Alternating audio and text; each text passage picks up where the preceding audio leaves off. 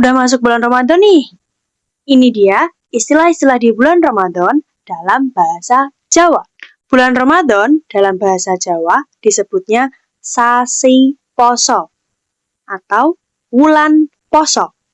Dalam bahasa Jawa, puasa ada dua sebutan.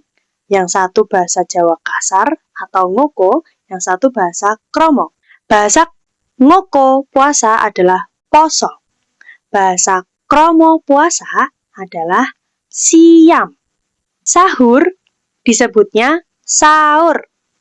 Puasa full atau puasa sehari disebutnya poso dino. Puasa setengah hari disebutnya poso beduk. Sengaja membatalkan puasa di siang hari disebutnya mokel.